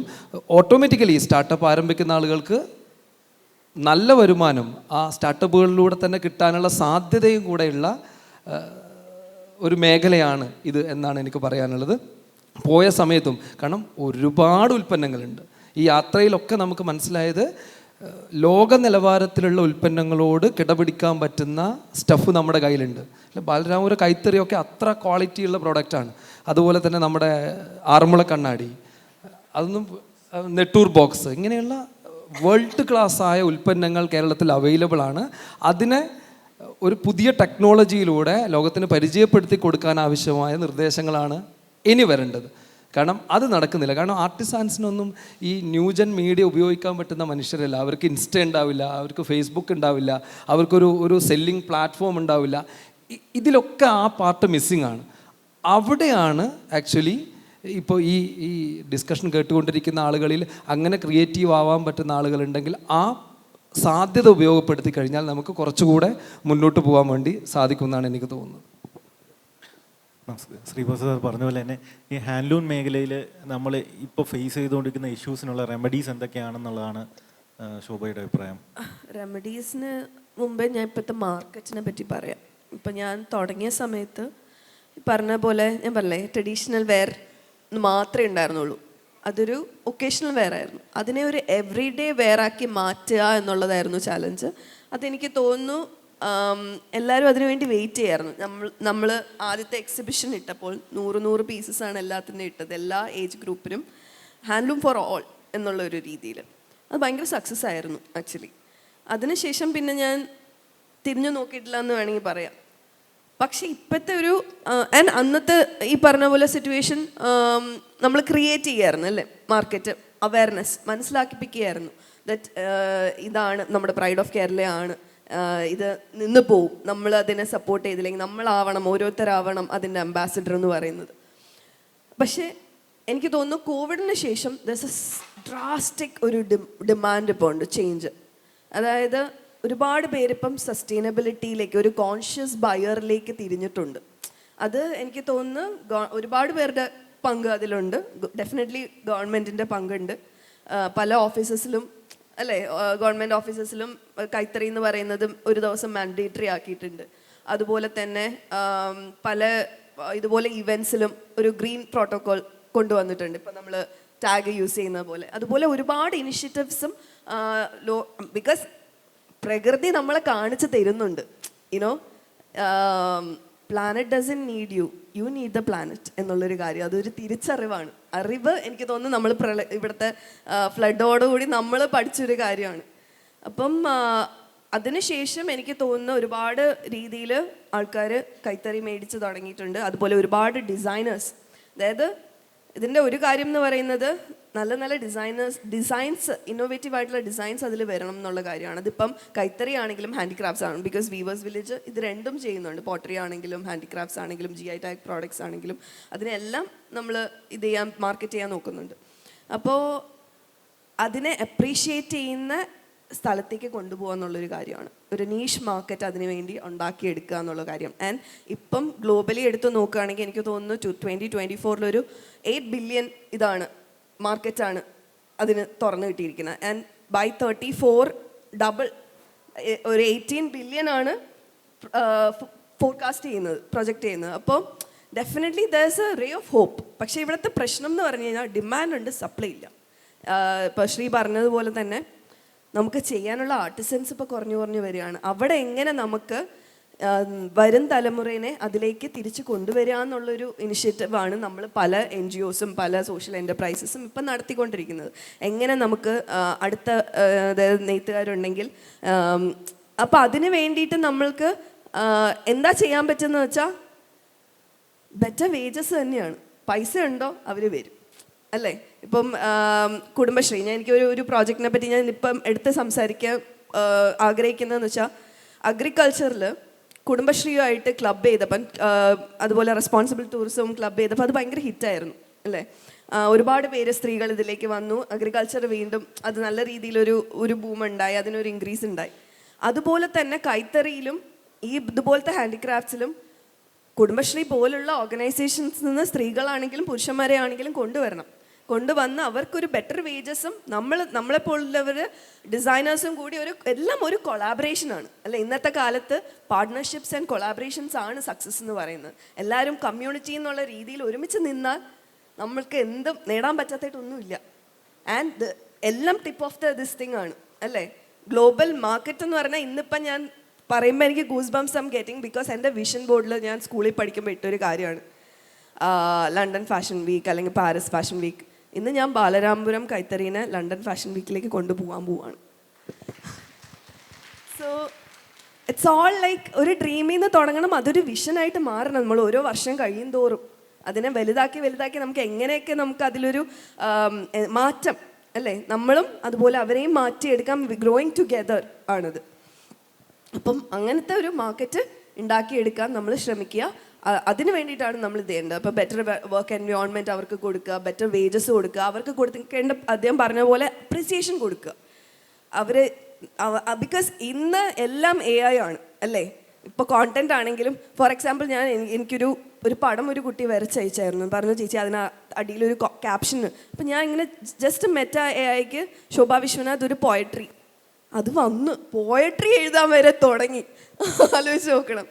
അപ്പം ദ തിങ് ഇസ്, എല്ലാം അങ്ങനെ പോയിക്കൊണ്ടിരിക്കുന്ന കാലത്ത് ശരിക്കും പറഞ്ഞാൽ റെപ്ലിക്കേറ്റ് ചെയ്യാൻ പറ്റാത്ത ഒരു കാര്യം എന്ന് പറയുന്നത് ആർട്ടിസൻസ് തന്നെയാണ്, ഹാൻഡിക്രാഫ്റ്റ്സ് തന്നെയാണ്, കൈത്തറി തന്നെയാണ് അല്ലേ? അപ്പം അതിനെന്തായാലും ഇനി ഒരു ഫ്യൂച്ചർ ഉണ്ട്. അതിനു വേണ്ടി നമ്മൾ പ്രിപ്പയർ ചെയ്യുക എന്നുള്ളൊരു കാര്യമാണ്. യെസ്. അടുത്തതായി ഹർഷയോടാണ്. ഹർഷയുടെ കല്യാണം ഈ റീസെൻ്റ്ലിയാണ് കഴിഞ്ഞത്. അപ്പോൾ ഹർഷൻ്റെ കല്യാണത്തിന് ഉപയോഗിച്ച എല്ലാ സാധനങ്ങളും പരമ്പരാഗതമായി നിർമ്മിച്ച ഉൽപ്പന്നങ്ങളാണ് ഉപയോഗിച്ചത്. പിന്നെ റീയൂസ് സാധനങ്ങളാണ് ഉപയോഗിച്ചത്. അപ്പോൾ എങ്ങനെയാണ് അങ്ങനെ ഒരു ഐഡിയ തോന്നിയത്? കാരണം നമ്മളെല്ലാം അതൊരു സത്യം പറഞ്ഞാൽ കാണുമ്പോൾ തന്നെ നമുക്കൊരു സന്തോഷമുള്ളൊരു ഇതാണ്. എങ്ങനെയാണ് ആ ഐഡിയയിലേക്ക് വന്നത്? ഒന്നാമത്തെ കാര്യം, ഇതുപോലെ ഒരു മിഷൻ്റെ ഭാഗമായിരിക്കുമ്പോൾ മാർക്കറ്റിംഗ് ആണ് നമുക്ക് ഏറ്റവും വലിയ ചലഞ്ച്. അതുപോലെ ഇത്തരം ഒരു സംരംഭത്തിൽ ഇരിക്കുക ഇതുപോലെ പ്രൊഡക്റ്റുകൾ യൂസ് ചെയ്യുന്ന സമയത്ത് നമുക്ക് ആളുകളോട് കമ്മ്യൂണിക്കേറ്റ് ചെയ്യാൻ പറ്റുന്നൊരു, പെട്ടെന്ന് എനിക്ക് അങ്ങനെയാണ് തോന്നിയത്. ഓക്കെ, എന്തുകൊണ്ട് നമ്മളെ ഏറ്റവും അടുത്ത ആൾക്കാർ അല്ലെങ്കിൽ നമ്മളെ ഫ്രണ്ട്സ് ഫാമിലിയിലേക്ക് പെട്ടെന്ന് എങ്ങനെ ഈ കാര്യം എത്തിക്കാമെന്ന്. അപ്പോൾ അങ്ങനെയാണ് ഞാൻ ആലോചിച്ചത്. ഓക്കെ, അങ്ങനെയാണെങ്കിൽ നമ്മളെന്തായാലും നമ്മളെ ലൈഫിൻ്റെ ഭാഗമാണ്. ഇപ്പം ഞാൻ ഉപയോഗിക്കുന്ന വസ്ത്രങ്ങളായാലും ശരി, ഉപയോഗിക്കുന്ന സാധനങ്ങളെല്ലാം പ്ലാസ്റ്റിക്, അതായത് പ്രകൃതി സൗഹാർദ്ദ ഉൽപ്പന്നങ്ങളാണ്. അപ്പോൾ അങ്ങനെ നോക്കിയപ്പം വിവാഹം എന്ന് പറയുന്നത് ഏറ്റവും നല്ലൊരു, സത്യം പറഞ്ഞ ഒരു മാർക്കറ്റിംഗ് ടൂളായിട്ട് ഞാൻ കണ്ടു അതിനകത്ത്. അങ്ങനെ പിന്നെ നമുക്കറിയാം കേരളത്തിലെ നമ്മളിപ്പോൾ സഫർ എൻ്റെ സുഹൃത്താണ്, ഞങ്ങൾ അസോസിയേറ്റ് ചെയ്യാറുണ്ട്. ഈ രംഗത്തിരിക്കുന്ന എല്ലാ സ്റ്റാർട്ടപ്പുകളായിട്ട് ഞങ്ങൾ അസോസിയേറ്റ് ചെയ്യുന്നത്. അപ്പോൾ ഞാൻ ആലോചിച്ചു, ഓക്കെ, എല്ലാവരുടെയും പ്രൊഡക്റ്റ് കൊണ്ടുവന്നിട്ട് നമുക്കത് എല്ലാം കൂടെ ഒരുമിച്ച് ഒരു കാര്യം ചെയ്യണം. അങ്ങനെ ഏകദേശം 10 സ്റ്റാർട്ടപ്പ്സ് അസോസിയേറ്റ് ചെയ്തിട്ടുണ്ട്. ഇപ്പം വിനയ് ചേട്ടൻ്റെ തൂഷൻ്റെ നമ്മളെ ഗോതമ്പിൻ്റെ തവിടുകൊണ്ടുണ്ടാക്കിയ പ്ലേറ്റ്സാണ് ഞങ്ങൾ യൂസ് ചെയ്തത്. അതുപോലെ അവിടെ ഫുൾ ഇപ്പോൾ കഴിഞ്ഞ പാനലുണ്ടായിരുന്നു ഫോറസ്റ്റ് പോസ്റ്റ് മഞ്ജു വാസുദേവൻ്റെ. അപ്പോൾ അവരുടെ ട്രൈബിൽ നിന്ന് എടുത്ത ബാസ്ക്കറ്റ്സും കാര്യങ്ങളാണ് ഞങ്ങൾ ഡെക്കറേഷന് വേണ്ടി ഉപയോഗിച്ചത്. അതുപോലെ തുടങ്ങി പിന്നെ ഡ്രസ്സ് ചെയ്തത് ഇതുപോലെ അപ്സൈക്കിളായിട്ട് ഞാൻ ബോംബെയിലൊരു ഡിസൈനറെ കൊണ്ട്, അതായത് എവിടെയും ഡിസൈനേഴ്സ് ഉണ്ട്. സോറി, അടുത്തതാണ്. അപ്പോൾ അന്ന് അതെനിക്ക് പെട്ടെന്ന് അങ്ങനെ തോന്നി, ഓക്കെ അങ്ങനെ ചെയ്യാമെന്നുള്ള. അപ്പം ഭയങ്കര ചലഞ്ചിങ് ആയിട്ടോ ആ കാര്യങ്ങളൊക്കെ. കാരണം അത് ഞാൻ എൻ്റെ റിസപ്ഷനാണ് അത് യൂസ് ചെയ്തത്. ഞാൻ അതിൻ്റെ ചെറിയൊരു മൊമെൻറ്റ് പറയാം. അപ്പം എല്ലാം ഓൺലൈനായിട്ടാണ് ചെയ്തത്. പറയുമ്പോൾ സ്റ്റാർട്ടപ്പ് ആയതുകൊണ്ട് എനിക്ക് ആകെ 2 ആഴ്ച കിട്ടിയുള്ളൂ പ്രിപ്പയർ ചെയ്യാൻ വേണ്ടി. കല്യാണം പോലെ 3 ദിവസം നീണ്ട ഒരു പരിപാടിയായിരുന്നു. അങ്ങനെ അന്ന് ഞാൻ ഡിസൈനേഴ്സിന് തപ്പി ഇൻസ്റ്റാഗ്രാം വഴിയാണ് എനിക്ക് ഒരാളെ കിട്ടിയത്. അപ്പം ഞാനിങ്ങനെ ഡ്രസ്സ് സ്കെച്ച് ചെയ്ത് ഇങ്ങനെ പറഞ്ഞു കൊടുത്തു എനിക്കിതാണ് വേണ്ടതെന്നൊക്കെ ഉള്ളത്. അപ്പം ഞാൻ ലിറ്ററലി കണ്ടിട്ടില്ല. കല്യാണത്തിൻ്റെ തലേത്തെ ദിവസമാണ് ആ ഡ്രസ്സ് എൻ്റെ കൈ കിട്ടി. സത്യം പറഞ്ഞാൽ കിട്ടിയ സമയത്ത് എനിക്ക് ഒരു കോൺഫിഡൻസ് ഇല്ലായിരുന്നു. കാരണം സ്ലീവ്ലെസ് ആയിരുന്നു. പഴയ തുണി ഉപയോഗിച്ചിട്ടാണ് ആ ഒരു ഗൗൺ ചെയ്തത്. അതുപോലെ കണ്ണാടിപ്പായയുടെ ചെറിയൊരു പോർഷൻ വെച്ച് നിങ്ങൾക്ക് ആ ഫോട്ടോ ഒക്കെ സോഷ്യൽ മീഡിയ, അതുപോലെ ദ ന്യൂ ഇന്ത്യൻ എക്സ്പ്രസ്സിലുണ്ടായിരുന്നു. അപ്പം ഞാൻ കല്യാണം കഴിഞ്ഞ് വന്നു. അപ്പോൾ അവിടെ വന്ന് വീട്ടിൽ വന്നതിന് ശേഷം ഡ്രസ്സ് ചേഞ്ച് ചെയ്തിട്ടാണ് റിസപ്ഷന് പോകേണ്ടത്. അങ്ങനെ ഞാൻ അന്ന് ഓൾറെഡി അറിയാമല്ലോ കല്യാണം കഴിഞ്ഞ ടെൻഷനിലാണ്. അപ്പോൾ ഒരു മണിക്കൂറങ്ങ്. അപ്പോൾ ഞാൻ ഈ ഡ്രസ്സ് ഇട്ടപ്പോൾ എനിക്ക് പറ്റുന്നില്ല, ഒരു കോൺഫിഡൻസ് ഇല്ല റൂമിൽ നിന്ന് പുറത്തിറങ്ങാൻ വേണ്ടി. അപ്പം ഞാൻ ഒരു തവണ പുറത്തിറങ്ങിയപ്പോഴത്തേക്കും എൻ്റെ ഹസ്ബൻഡിൻ്റെ അമ്മയും അമ്മൂമ്മയും ഒക്കെ ഫ്രണ്ടിൽ നിൽക്കുന്നു. ലേഡീസിനാണ്, നിങ്ങളൊന്ന് ഊഹിച്ച് നോക്കട്ടെ ഈ ഒരു മൊമെൻറ്റ്. അതായത് ഓർണമെൻറ്റ്സ് ഒന്നുമില്ല, ഞാൻ ഇട്ടിരിക്കുന്നത് ഇതേപോലെ ബാമ്പൂൻ്റെ ഒരു കമ്മൽ, ബാമ്പൂൻ്റെ ഒരു നെക്ലേസ്, ബാമ്പൂൻ്റെ ഒരു വള, വേറെ ഒന്നുമില്ല, ഒരു ഓർണമെൻറ്റ്സും ഇല്ല, കെട്ടിയ താലി മാത്രമുണ്ട്. അപ്പോൾ പുറത്തേക്ക് വന്നത് ആദ്യം കണ്ടത് അമ്മയുടെ അമ്മയായിരുന്നു. എന്ന് പറഞ്ഞിട്ട് ഇപ്പം ഞാൻ ഉടനെ ഡോറടിച്ച് എനിക്ക് പുറത്തു പോകാൻ പറ്റില്ല എന്ന് പറഞ്ഞാൽ ഹസ്ബൻഡാണ് ആ സമയത്ത് ഹെൽപ്പ് ചെയ്തത്. എല്ലാവരെയും മാറ്റി നിർത്തി. ഞാൻ പിന്നെ ആരെയും കണ്ടിട്ടില്ല, ഞാൻ കറക്റ്റ് സ്റ്റേജിൽ പോയപ്പോഴാണ് കണ്ടത്. ആ ഒരു മൊമെൻ്റ് ആയിരുന്നു കേട്ടോ. അത് സത്യം പറഞ്ഞാൽ ഞാനൊരു ബ്രേവസ്റ്റ് ഡിസിഷൻ ആയിട്ട് എടുക്കും. കാരണം കല്യാണം എന്ന് പറയുമ്പോൾ വളരെ സ്പെഷ്യലാണ്. എല്ലാവരും അതിന് വേണ്ടി ബ്രാൻഡഡ് ആയിട്ടുള്ള അറിയാം സബ്യസാച്ചി പോലെ അല്ലെങ്കിൽ കേരളത്തിൽ വളരെ ബ്രാൻഡഡ് ആയിട്ട് സെലക്ട് ചെയ്യുന്ന സമയത്ത് ഞാൻ വേസ്റ്റ് ക്ലോത്ത് ഉപയോഗിച്ചിട്ടാണ് അത് ചെയ്തത്. അപ്പം ചില കാര്യങ്ങൾ ഇപ്പോൾ മാർക്കറ്റിംഗ് എന്ന് വെച്ചാൽ നമ്മൾ ഈ ഒരു ഏരിയയിൽ തന്നെ ക്രിയേറ്റീവായിട്ട് ഇരിക്കുക എന്നുള്ളതാണ്. ഇപ്പോൾ ഈ സാധനങ്ങളായാലും ശരി, ഇപ്പോൾ ഹാൻഡ്ലൂമായി ഷോപ്പ് ചെയ്യുന്ന കഴിഞ്ഞാൽ ഡിഫറെൻ്റ് ആയിട്ട് അതിനെ അപ്രോച്ച് ചെയ്യുക അല്ലെങ്കിൽ ഇതിനെ പൊസിഷൻ ചെയ്യുക എന്നുള്ളതാണ് ഒരു കാര്യം ചെയ്യുന്നത്. അപ്പം കല്യാണത്തിനെ സംബന്ധിച്ച് പിന്നെ അവയർനെസ് കൊടുക്കുക എന്നുള്ളതാണ്. പക്ഷെ അന്നുണ്ടായ ഒരു നെഗറ്റീവായിട്ടുള്ളൊരു കാര്യം ഞാൻ പറയാം. ഒന്ന്, നമ്മൾ ഒരു തരത്തിലും പ്ലാസ്റ്റിക് ഉപയോഗിച്ചിട്ടില്ല. എന്തെങ്കിലും ഉപയോഗിച്ചിട്ടുണ്ടായത് റീയൂസ് ചെയ്യാൻ പറ്റുന്നതായിരുന്നു. അപ്പം ഈ ഫോട്ടോഗ്രാഫേഴ്സിന് ഈ സംഭവം മനസ്സിലായില്ല. പിന്നെ ഞങ്ങൾക്ക് കറക്റ്റ് സ്ക്രിപ്റ്റ് കൊടുക്കാൻ സത്യം പറയുന്ന ഗ്യാപ്പിൽ വിട്ടുപോയി. അപ്പം ഇവർ പറഞ്ഞത് ഞങ്ങളിങ്ങനെ ചിന്തിക്കുന്നുണ്ടായിരുന്നു, സത്യം പറയണത് ഇവിടെ പ്ലാസ്റ്റിക് ഒന്നും കാണാനില്ല. അപ്പോൾ അവർക്ക് അറിയില്ലായിരുന്നു ഇതിനെപ്പറ്റി. പക്ഷേ പോസിറ്റീവായി എന്താണെന്ന് വെച്ചാൽ കുറേ പേർക്ക് ഈ സംഭവം മനസ്സിലായി, ഇങ്ങനൊരു സംഭവം നടന്നു. കാരണം പ്ലാസ്റ്റിക് ഇല്ല എന്നുള്ളത് നോട്ടീസ് ചെയ്തു. പക്ഷേ ആൾട്ടർനേറ്റീവ്സ് എന്താണെന്നോ അല്ലെങ്കിൽ എന്തുകൊണ്ടാണ് ഇങ്ങനെ ഒരു പരിപാടി നടത്തിയെന്ന് ഇപ്പോഴും അത് ഞാൻ പറഞ്ഞാൽ നമ്മളെ കേരളത്തിലെ ഇപ്പോൾ ഈ ഒരു മേഖലയിലായിരിക്കും ആൾക്കാരുടെ ഒരു അവയർനെസ്സിൻ്റെ പ്രശ്നമുണ്ട് ഇല്ലേ. നമ്മളെല്ലാവരും ഈസി ഗോയിങ് ആണ്. അതായത് ഒരു സഞ്ചി കൈ പിടിക്കുക ഇപ്പോഴും മടിയാണ്, ഒരു ബോട്ടിൽ കയ്യിൽ വെക്കാൻ ഇപ്പോഴും മടിയാണ്. അപ്പം ഈ ഒരു ചിന്തയുടെ ഭാഗം ഇപ്പോഴും ഉണ്ട്. അന്ന് അവിടെ വന്നാലേ 10, 300 അല്ലെങ്കിൽ 1000 പേരിൽ വന്നവർക്ക് കുറച്ച് പേർക്കാണ് ഇത് മനസ്സിലായത്. പക്ഷേ എന്തുകൊണ്ട് മറ്റതൊക്കെ ഉപയോഗിച്ചെന്നുള്ളൊരു ചിന്ത വന്നിട്ടില്ല. ഇപ്പോൾ ഇവിടെ ഇരിക്കുന്ന നിങ്ങൾ ആൾക്കാരായാലും ശരി, നിങ്ങൾ ചിന്തിക്കേണ്ട ഒരു കാര്യം, നമുക്ക് ഒരുപാട് ആൾട്ടർനേറ്റീവ്സ് അവൈലബിൾ ആണ്. നമ്മളും ഈ ഒരു പ്രകൃതി സൗഹാർദ്ദ ഉൽപ്പന്നങ്ങൾ ജീവിതത്തിൽ ഉപയോഗിക്കുക എന്നുള്ളൊരു മിഷൻ്റെ ഭാഗമാവണം എന്നുള്ളതാണ്. അപ്പോൾ ആ ഒരു ചെറിയ മെസ്സേജ് കൊണ്ട് അത് മനസ്സിലാക്കി കൊടുക്കാൻ വേണ്ടിയിട്ടാണ് ആ പരിപാടി അങ്ങനെ ഗ്രീൻ. പക്ഷേ ഇപ്പോൾ ഒരുപാട് പേര് അത് ചെയ്യുന്നുണ്ട്. ഇപ്പോൾ അറിയാം, ഇവൻറ്റ്സ് പോലും ഗ്രീൻ പ്രോട്ടോക്കോൾ രീതിയിലാണ് നടക്കുന്നത്. എനിക്ക് ഒരു കാര്യം ആഡ് ചെയ്യാനുണ്ടായിരുന്നു. ചാലഞ്ച് ചോദിച്ചതുകൊണ്ട് കൈത്തറിയിൽ ഏറ്റവും നമുക്ക് വലിയ ചാലഞ്ച് എന്ന് പറഞ്ഞാൽ, നമ്മൾ ഇത്രയും ദിവസം എടുത്ത് ഒരു നെയ്ത്തുകാരൻ നെയ്യുന്നത് വിത്തിൻ ഫ്യൂ ഡേയ്സ് അല്ലെങ്കിൽ സെക്കൻഡ്സ് അത് പവർ ലൂമിൽ റെപ്ലിക്കേറ്റ് ചെയ്യപ്പെടുക എന്ന് പറയുന്നത് വലിയൊരു, നമുക്ക് മനസ്സിലായില്ലേ, ഡിസൈൻ നമുക്ക് കോപ്പിറൈറ്റ് ചെയ്യാൻ പറ്റില്ല.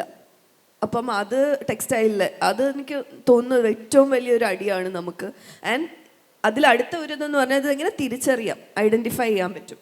അപ്പം ഗവൺമെൻറ് ഇനിഷ്യേറ്റീവ്സ്, ഇപ്പം കേരള ഗവൺമെൻറ് ആണെങ്കിലും ഹാൻഡ്ലൂം മാർക്ക് എനിക്ക് തോന്നുന്നു 1 വർഷമോ 2 വർഷത്തിന് മുമ്പേ അത് ഇൻട്രൊഡ്യൂസ് ചെയ്തു. എല്ലാം നല്ലതാണ് ഇനിഷ്യേറ്റീവ്സ്. പക്ഷേ അതിനെ ഇംപ്ലിമെൻറ്റേഷൻ ആൻഡ് എക്സിക്യൂഷൻ പാർട്ട് വരുമ്പം ഭയങ്കര അതൊരു ഫ്ലോപ്പാണെന്ന് തന്നെ ഞാൻ പറയും. ഭയങ്കര അതെടുത്ത് പറയേണ്ടി തന്നെ ഇരിക്കുന്നു. ബിക്കോസ് അത് മോണിറ്റർ ചെയ്യാനോ, നമ്മളൊരു കാര്യം ചുമ്മാ തുടങ്ങി വെക്കാൻ ഭയങ്കര എളുപ്പമാണ്. പക്ഷെ അതിനെ എങ്ങനെ അത് മുമ്പോട്ട് നമ്മൾ കൊണ്ടുപോകും, അല്ലെങ്കിൽ അതിലൊരു റിസൾട്ട് കാണണം എന്നുണ്ടെങ്കിൽ അല്ലേ, അതിനെ നമ്മൾ പുറകിൽ അതുകൊണ്ട് പ്രയോജനം ഉണ്ടോയെന്ന് നമ്മൾ നോക്കണം. അപ്പം കൈത്തറിയുടെ പേരും പറഞ്ഞ് പവർലൂം സാധനങ്ങളാണ് മുഴുവനും മാർക്കറ്റിൽ നിറയുന്നത്. അപ്പോൾ അതൊരു വലിയൊരു അടി തന്നെയാണ് നമുക്ക്. പിന്നെ അപ്പം ഇതെനിക്ക് എടുത്ത് പറയണമെന്ന് തോന്നിയൊരു ചാലഞ്ച് തന്നെയായിരുന്നു. പിന്നെ അതുപോലെ തന്നെ ഒരുപാട് ഗ്രാൻസും ഇതുപോലെ വിമൻ ഓൺട്രപ്രനേഴ്സിനാണെങ്കിലും DIC വഴി ഒരുപാട് സ്കീംസും കാര്യങ്ങളും ഉണ്ട്. ഇപ്പം ഈ പറഞ്ഞ B A vocal for the local എന്നൊക്കെ പറഞ്ഞ് ഒരുപാട് പ്രൊമോഷൻ, അതുപോലെ തന്നെ സ്ത്രീകളുടെ ഇതിനും ഒക്കെ ഇത് ചെയ്യുന്നുണ്ടെങ്കിലും ലാക്ക് ഓഫ് അവയർനെസ് ഉണ്ട്. ഇതൊന്നും ആരിലും എത്തുന്നില്ല. ഈ പറഞ്ഞ സ്റ്റാർട്ടപ്സ് എത്രയോ പേര് ഐഡിയാസ് ഉണ്ട്, ഇവർക്കൊക്കെ ചെയ്യണം എന്നുണ്ട്. യങ്സ്റ്റേഴ്സ് എനിക്ക് തോന്നുന്നു കോളേജിൽ ഉള്ളപ്പോൾ തന്നെ കുട്ടികൾ 4-5 പേര് ചേർന്നിട്ട് അവർക്ക് എന്തെങ്കിലും സ്റ്റാർട്ടപ്പ് തുടങ്ങണം, അതിനുള്ള ഫണ്ടിങ്, എവിടെ പോയി സമീപിക്കണം, ഇതൊന്നും ഐഡിയ ഇല്ല. അപ്പം ബാക്കി ഈ പറഞ്ഞ ക്യാമ്പയിൻ ഇതിൻ്റെ സമയത്ത്, അതായത് നമ്മൾ ഇലക്ഷൻ്റെ സമയത്ത് ക്യാമ്പയിൻ ചെയ്യുന്നത് പോലെ ഇങ്ങനത്തെ കാര്യങ്ങളിലും കുറച്ച് സ്പെൻഡ് ചെയ്യണം എന്നുള്ളൊരു അഭിപ്രായമാണ് എൻ്റെത്. അത് തെറ്റാണോ ശരിയാണെന്ന് എനിക്കറിയില്ല. അടുത്ത ശ്രീപ്രസാദ് സാറിനോടാണ്. ഞങ്ങൾ സഞ്ജി ബാഗ്സ് ഇന്ന് പറഞ്ഞാൽ നാളെ ഒരു 10,000 ബാഗ് കൊടുക്കാൻ റെഡിയാണ്. അതുപോലെയല്ല ക്രാഫ്റ്റിൻ്റെ കാര്യം, ഇങ്ങനെ പരമ്പരാഗത ഉൽപ്പന്നങ്ങൾ ഇപ്പോൾ 1000, 10,000, 6 മുള കണ്ണാടിൻ്റെ ഓർഡറൊക്കെ വന്നാലും സാറിനെ വിളിച്ചു ചോദിച്ചാൽ എന്നാൽ നാളെ കൊടുക്കാമല്ലോ. അപ്പോൾ എങ്ങനെയാണ് ഇത്രയും കോൺഫിഡൻസ് ആ ഒരു ഫീൽഡിൽ സാറിന് ലഭിച്ചത് എന്നുള്ള അറിഞ്ഞാൽ കൊള്ളാമെന്നുണ്ടായിരുന്നു. ബിസിനസ് എന്ന് പറയുന്നത് തന്നെ റിസ്ക് എടുക്കുക എന്നുള്ളതാണല്ലോ. അതെടുത്താൽ മാത്രമേ നമുക്ക് എന്ത് ചെയ്യാൻ പറ്റുള്ളൂ, അതിൽ സസ്റ്റെയിൻ ചെയ്യാൻ പറ്റുള്ളൂ. ഇപ്പോൾ ഈ ഹാൻഡ് മെയ്ഡ് ആവുന്നത് കൊണ്ടുള്ള പ്രയാസം, നമുക്ക് ബൾക്ക് ഓർഡറുകൾ പ്ലേസ് ചെയ്യുന്ന സമയത്ത് ബുദ്ധിമുട്ടുകളുണ്ടാകും. നമ്മൾ വിചാരിച്ച ക്വാണ്ടിറ്റി അതിൽ എന്ത് ചെയ്യാൻ പറ്റില്ല, പ്രൊഡക്ഷൻ ചെയ്തെടുക്കാൻ പറ്റില്ല. അതാണ് പ്രധാനപ്പെട്ടൊരു ചലഞ്ച്. ഇപ്പോൾ എനിക്ക് തോന്നുന്നു ഹർഷക്ക് അത് ഫേസ് ചെയ്യുന്നുണ്ട്. അപ്പോൾ നെട്ടൂർ ബോക്സ് അതിൽ A to Z ഹാൻഡ് മെയ്ഡാണ്. അതിൻ്റെ വുഡ് വർക്ക് ഹാൻഡ് മെയ്ഡാണ്, അതിൻ്റെ മെറ്റൽ പാർട്ട് ഹാൻഡ് മെയ്ഡാണ്. അതിൽ അവരുപയോഗിക്കുന്ന ആണി എന്ന് പറയുന്ന കുടയാണി പോലും അവർ കൈകൊണ്ട് മേക്ക് ചെയ്യുന്നതാണ്. അതിൻ്റെ മുകളിൽ ചെയ്യുന്ന മ്യൂറൽ, ഇപ്പം ഇത് മുഴുവൻ ചെയ്ത് വരാൻ ഒരു 7 ദിവസം എടുക്കും. അപ്പോൾ ഈ സാധനത്തിന് നമ്മൾ സ്പ്ലിറ്റ് ചെയ്യാൻ തുടങ്ങി. ഇപ്പോൾ ആറന്മുള കണ്ണാടി ഒരാളെ മാത്രം, ആറന്മുളയിൽ എനിക്ക് തോന്നുന്നു 19ഓളം ഫാമിലി ഇതിപ്പോൾ വർക്ക് ചെയ്യുന്നുണ്ട്. ഒരു സൊസൈറ്റി ആയിട്ട് അവർ രജിസ്റ്റർ ചെയ്തു. അപ്പോൾ ഞങ്ങൾ കഴിഞ്ഞ കോവിഡിൻ്റെ സമയത്തായിരുന്നു, കോവിഡ് തുടങ്ങിയ സമയത്തായിരുന്നു ക്രാഫ്റ്റ് വില്ലേജ് ഉദ്ഘാടനം കഴിഞ്ഞത്. ഉദ്ഘാടനം കഴിഞ്ഞ് 2 മാസം കഴിയുമ്പോഴേക്കും വീണ്ടും കോവിഡ് വന്നു, സെക്കൻഡ് വേവ് വന്നു, ക്ലോസ് ചെയ്തു. അപ്പോൾ വലിയ പ്രതീക്ഷയിൽ അവിടേക്ക് വന്ന ഈ ആർട്ടിസാൻസ് മുഴുവൻ പിന്നെ ഒരു അസ്ഥിരത പ്രശ്നം അവർക്ക് ക്രിയേറ്റ് ചെയ്യാൻ തുടങ്ങി. ആക്ച്വലി അപ്പം ഞങ്ങൾ ആലോചിച്ചൊരു സ്റ്റാർട്ടപ്പായിരുന്നു ഗിഫ്റ്റഡ് ട്രഡീഷൻ എന്ന് പറയുന്ന ഞങ്ങളുടെ ഒരു ക്യാമ്പയിൻ. അത് വളരെ സക്സസ്ഫുള്ളി ഇപ്പോഴും അത് കണ്ടിന്യൂ ചെയ്യുന്നുണ്ട്. ആ കോവിഡ് സമയത്ത് 1 കോടിക്കടുത്ത് ഈ മനുഷ്യരൊക്കെ വീട്ടിലിരിക്കുന്ന സമയത്ത് 1 കോടി രൂപക്കടുത്തുള്ള സെയിൽ ഞങ്ങൾക്ക് എന്ത് ചെയ്യാൻ പറ്റിയിട്ടുണ്ട്. ഹാൻഡ്ലൂമിലും ആറന്മുള കണ്ണാടി ഉപയോഗിച്ചും ഒക്കെ ഞങ്ങൾക്ക് എന്ത് ചെയ്യാൻ പറ്റിയിട്ടുണ്ട്, ചെയ്തു കൊടുക്കാൻ വേണ്ടി സാധിച്ചിട്ടുണ്ട്. അപ്പോൾ ഒരു ക്രൈസിസ് വരുമ്പോഴാണല്ലോ നമ്മൾ അതിനൊരു സൊല്യൂഷനെ പറ്റി ആലോചിക്കുക. അപ്പോൾ അങ്ങനെ റിസ്ക് എടുക്കാൻ തയ്യാറാവുക എന്നുള്ളത് തന്നെയാണ്. അതിൽ ഞങ്ങളെ ഭയങ്കരമായിട്ട് സപ്പോർട്ട് ചെയ്യുന്ന ആളും കൂടിയാണ്. നമ്മൾ ഇതിനൊരു പ്ലാറ്റ്ഫോമും കൂടെ ഉണ്ടാവണം. നമ്മുടെ കയ്യിൽ ഐഡിയ ഉണ്ടായി എന്ന് പറഞ്ഞതുകൊണ്ട് മാത്രം നടക്കണം എന്നില്ല. അതിന് ബാക്ക് എൻഡിൽ വർക്ക് ചെയ്യാൻ പറ്റുന്ന കുറേ പ്ലാറ്റ്ഫോമുകളും കൂടെ ഡെവലപ്പ് ചെയ്ത് കഴിഞ്ഞാൽ നമുക്ക് ഭംഗിയായി കാര്യങ്ങൾ ഓർഗനൈസ് ചെയ്യാൻ വേണ്ടി പറ്റും. എനിക്ക് തോന്നുന്നു കേരളത്തിൽ ഇപ്പോൾ അതിനുള്ളൊരു ഇക്കോസിസ്റ്റം ഡെവലപ്പ് ചെയ്ത് കഴിഞ്ഞിട്ടുണ്ട്. നമ്മുടെ ഇൻവെസ്റ്റ് കേരളയിലൂടെ ഇവിടെ എന്ത് ബിസിനസ്സും തുടങ്ങാമെന്ന് പറയുന്ന പണ്ട് കാലത്തുണ്ടായിരുന്ന സന്ദേശത്തിലും പണ്ട് മോഹൻലാലിൻ്റെ ഒരു സിനിമ ഉണ്ടായി, അതിലൊക്കെ ഉണ്ടായിരുന്ന ഈ അതൊക്കെ സിനിമയ്ക്ക് വേണ്ടി ചെയ്ത സാധനങ്ങളിൽ നിന്ന് മാറി ഈ മണ്ണ് ബിസിനസ്സിന് പറ്റിയ മണ്ണാണ് എന്നുള്ള ബോധ്യത്തിലേക്ക് എല്ലാ മനുഷ്യരും എത്തിച്ചേർന്നിട്ടുണ്ട്. ഈ സമയത്ത് ഇതിനെ പരമാവധി ഉപയോഗപ്പെടുത്താനാണ് ക്രാഫ്റ്റ് വില്ലേജ് എന്നുള്ള നിലക്ക് ഞങ്ങൾ ഇനീഷ്യേറ്റീവ് എടുക്കുന്നത്. അപ്പോൾ ഇതിൻ്റെ ഭാഗമായുള്ള ആളുകൾ മുഴുവൻ ആ രീതിയിൽ ഈ ഒരു സാഹചര്യത്തിന് ഉപയോഗപ്പെടുത്തിയാൽ നമ്മൾ കുറച്ചുകൂടെ ഒരു നല്ല മൂവ്മെൻറ്റ് ഈ പറയുന്ന ബിസിനസ്സിലും സ്റ്റാർട്ടപ്പിലേക്കും നമുക്ക് കൊണ്ടുവരാൻ സാധിക്കും. അതിൽ ഒരു 2 പോയിന്റും കൂടെ ഞാനതിൽ ആഡ് ഓൺ ചെയ്തത്, കാരണം ഞങ്ങൾക്ക് വേണ്ട ഒരു സപ്പോർട്ടിൽ ആർക്കെങ്കിലും ഈ ചർച്ച കേൾക്കുന്ന ആർക്കെങ്കിലും അങ്ങനെ ഒരു ഐഡിയ കൊണ്ടുവരാൻ പറ്റിയാൽ അത് ഞങ്ങൾ എന്ത് ചെയ്യാൻ തയ്യാറാണ്, അതിന് ഇനീഷ്യേറ്റീവ് എടുക്കാൻ തയ്യാറാണെന്നുള്ള സാധ്യത ഉള്ളത് കൊണ്ടാണ് അത് പറയുന്നത്. ഇപ്പോൾ ഈ സെക്ടർ അനുഭവിക്കുന്ന ഏറ്റവും പ്രധാനപ്പെട്ട പ്രശ്നം ഡിസൈൻ ചലഞ്ചാണ്. പ്രൊഡക്റ്റ് ഡിസൈനിലാണ് ഞങ്ങളുടെ ഏറ്റവും വലിയ പരിമിതി എന്ന് പറയുന്നത്. കാരണം ഇതിനൊരു ഇമോഷനുണ്ട്, ഇത് മനുഷ്യർ കൈകൊണ്ട് ചെയ്യുന്നതാണ്. ഇതൊക്കെ പറഞ്ഞിട്ട് എത്ര കാലമാണ് നമ്മൾ ഇതിനെ വിൽക്കുക? അങ്ങനെയല്ല അതിനെ വിൽക്കേണ്ടത്. ഇതിന് ക്വാളിറ്റി ഉണ്ട്, ഇത് ന്യൂ ഡിസൈനാണ്, ഇത് നിങ്ങൾക്ക് ഉപയോഗിക്കാൻ പറ്റുമെന്ന് തന്നെ ആവണം നമ്മുടെ ഒരു സ്ട്രാറ്റജി എന്ന് പറയുന്നത്. എന്നാലല്ലേ ഞാനൊരു സാധനം വാങ്ങുന്നുണ്ടെങ്കിൽ എനിക്കത് ഇഷ്ടപ്പെടണം, എനിക്കത് വാങ്ങാൻ തോന്നണം. ആ തോന്നലിലേക്ക് നയിക്കുന്ന ഡിസൈൻസ് ഡെവലപ്പ് ചെയ്യാൻ പറ്റുന്ന രീതിയിൽ ഒരു സ്റ്റാർട്ടപ്പ് ക്രിയേറ്റ് ചെയ്താൽ 20,000 പ്രൊഡക്റ്റിന് മുകളിൽ ക്രാഫ്റ്റ് വില്ലേജിലുണ്ട്. അതിന് മുകളിലേക്ക് എത്രയും വർദ്ധിപ്പിക്കാൻ ഞങ്ങൾ വില്ലിങ്ങുമാണ്. അങ്ങനെ വില്ലിങ് ആവുന്ന ആരെങ്കിലും ഉണ്ടെങ്കിൽ ആ രീതിയിൽ പ്രൊഡക്റ്റ് ഡിസൈൻ ഡെവലപ്പ് ചെയ്യുക. അതിന് കുറേ പ്രൊസീജിയേഴ്സ് ഉണ്ട്, അതിൻ്റെ പ്രോട്ടോടൈപ്പുകൾ ഉണ്ടാക്കണം. അതിലേക്ക് ഒരു സ്റ്റാർട്ടപ്പിന് മുന്നോട്ട് വരാൻ പറ്റുകയാണെങ്കിൽ അതിനെ എല്ലാ രീതിയിലും സപ്പോർട്ട് ചെയ്യാൻ ഞങ്ങൾക്ക് 2 സ്ഥാപനങ്ങളിലുണ്ട്. കേരളത്തിലെ ഏറ്റവും പ്രധാനപ്പെട്ട 2 ക്രാഫ്റ്റ് ഇൻസ്റ്റിറ്റ്യൂഷൻസ് ആണ്. ആ മേഖലയിൽ ഞങ്ങൾ സപ്പോർട്ട് ചെയ്യാൻ ഞങ്ങൾ വില്ലിങ്ങാണ്. ഒന്നത്. രണ്ടാമത്തത്, വളരെ ക്രിയേറ്റീവായ ഒരു ഉൽപ്പന്നത്തിനെ ഡെവലപ്പ് ചെയ്തിട്ട് നമ്മളിപ്പോഴും അത് ഡെലിവർ ചെയ്യുന്നത് വല്ല ന്യൂസ് പേപ്പറിൽ പൊതിഞ്ഞിട്ടോ അതിന് ആ വാല്യൂലല്ല നമ്മൾ പുറത്തേക്ക് കൊടുക്കുന്നത്. അതിലും മാറ്റം വരണം. അപ്പോൾ അതിൽ ഏറ്റവും പ്രധാനപ്പെട്ട ഒരു കാര്യം പാക്കേജിംഗ് ആണ്. അതിലുമുള്ളൊരു പ്രതിസന്ധി, ഞാൻ ഈ പറഞ്ഞ 20,000 പ്രൊഡക്റ്റും 20,000 സൈസിലാണുള്ളത്. ഇതിനൊരു കോമൺ പാക്കേജിങ് സിസ്റ്റത്തിലേക്ക് കൊണ്ടുവരാൻ സാധിക്കുന്നില്ല. ഇതിനൊരു സൊല്യൂഷൻ ഞങ്ങൾക്ക് മുന്നിൽ അവതരിപ്പിക്കാൻ പറ്റുമെങ്കിൽ അതും ഞങ്ങൾക്ക് വളരെ സന്തോഷത്തോടു കൂടി സ്വീകരിക്കാൻ പറ്റും എന്നുള്ളതാണ്.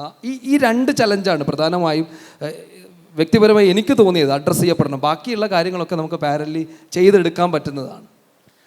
അദ്ദേഹം പറഞ്ഞതുപോലെ ആഡിങ് ഓൺ ടു ദാറ്റ്, ശരിക്കും പറഞ്ഞ ഒരു സോഷ്യൽ ഓൺടർപ്രണർ എന്ന നിലയ്ക്ക് ക്രൈസിസ് വരുമ്പോൾ എങ്ങനെ അതിനൊരു ഓപ്പർച്യൂണിറ്റി ആക്കി മാറ്റുന്നത് എന്നുള്ളത് തന്നെയാണ്. ഇപ്പോൾ വീവേഴ്സ് വില്ലേജ് തുടങ്ങിയതാണെങ്കിലും ഒരു വേസ്റ്റ് പ്രോബ്ലം വന്നപ്പോൾ സഞ്ചി ടോട്ട് ബാഗ്സ് സ്റ്റാർട്ട് ചെയ്തിട്ടാണ്. അതുപോലെ തന്നെ നമ്മൾ കോവിഡിൻ്റെ സമയത്ത് കൈത്തറീനെ ശരിക്കും പറഞ്ഞാൽ നെയ്ത്തുകാർ അന്ന് നമ്മൾ സർവൈവ് ചെയ്തത് because we develop that ayurvedic mask. അത് നമ്മൾ ഓസ്ട്രേലിയ പല സ്ഥലത്തും നമ്മൾ അത് അയച്ചിട്ടുണ്ടായിരുന്നു. എനിക്കൊന്ന് ഏറ്റവും കൂടുതൽ പൈസ ഉണ്ടാക്കിയിട്ടുള്ള ആ സമയത്താണ്. അപ്പം അതേ ഒരു ഇത്. പിന്നെ വേറൊരു ചാലഞ്ച് അദ്ദേഹം പറഞ്ഞതുപോലെ ഡിസൈൻസ് ഓക്കെ നമ്മൾക്ക് ഡെവലപ്പ് ചെയ്തെടുക്കാം. പക്ഷേ ഗവൺമെൻറ് ഒരു ഹാൻഡ്ലൂം നമ്മുടെ യൂണിഫോം പ്രോജക്റ്റ് കൊണ്ടുവന്നിട്ടുണ്ടായിരുന്നു. അതുപോലെ തന്നെ തൊഴിലുറപ്പ്. ഇത് വന്നപ്പോഴത്തേക്ക് ഏറ്റവും വലിയ പ്രശ്നം പറ്റിയെന്ന് പറഞ്ഞാൽ നെയ്ത്തുകാർ കുറേ പേര് തൊഴിലുറപ്പിലേക്ക് പോയി. അത് കുറച്ചുകൂടെ ഈസിയാണ്. ഇത് ഭയങ്കര അത്രയ്ക്ക് തോളം കഷ്ടപ്പാടാണ്. അതുപോലെ തന്നെ അത്രയും കൂലിയും കിട്ടുന്നുമില്ല. ആൻഡ് അതുപോലെ തന്നെ യൂണിഫോം പ്രോജക്റ്റ് വന്നപ്പോൾ ഉള്ള പ്രശ്നം എന്ന് പറഞ്ഞു കഴിഞ്ഞാൽ ആ നെയ്ത്തുകാർ നല്ലോണം ക്രാഫ്റ്റ് ചെയ്തുകൊണ്ട് വീവ്സ് ചെയ്തുകൊണ്ട് പല ഡിസൈൻസ് ചെയ്തുകൊണ്ടിരുന്ന നെയ്ത്തുകാർക്ക് ഇപ്പം ഭയങ്കര ലേസി ആയിട്ട് അവർ സിമ്പിൾ വീവ് മതി. അവർക്ക് ഡിസൈൻ കൊടുത്തു കഴിഞ്ഞാൽ ചെയ്യാനുള്ള ബുദ്ധിമുട്ടും പാടും അതിലേക്ക് താല്പര്യവും പെടുന്നില്ല. അപ്പം അങ്ങനത്തെ കുറേ കാര്യങ്ങൾ ഇത് കൊണ്ടുവരുമ്പോൾ അതിൻ്റെ ഒരു പ്രോസ് ആൻഡ് കോൺസ് ഞാൻ പറഞ്ഞതാണ്.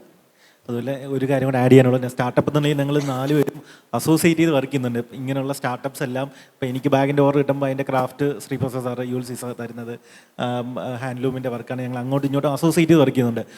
എപ്പോഴും ഇങ്ങനെ പരമ്പരാഗത വ്യവസായങ്ങളിൽ അങ്ങനെ അസോസിയേറ്റ് ചെയ്ത് വർക്ക് ചെയ്ത് കുറച്ചുകൂടെ ബിസിനസ് കിട്ടുമെന്നുള്ളതാണ് ഞങ്ങളുടെ ഒരു അഭിപ്രായം. അതുപോലെ ഇൻറ്റഗ്രേറ്റ് ചെയ്യാന്നുള്ള കാര്യം ഈ പറഞ്ഞ പോലെ AI ആണെങ്കിലും ഇപ്പോൾ ഇ-കോമേഴ്സ് ആണെങ്കിലും എനിക്ക് തോന്നുന്നു എൻ്റെ ഒരു ചാലഞ്ച് എന്ന് പറയുന്നത് എനിക്ക് അങ്ങനെ ഒരു ബാക്ക്ഗ്രൗണ്ട് ഇല്ല.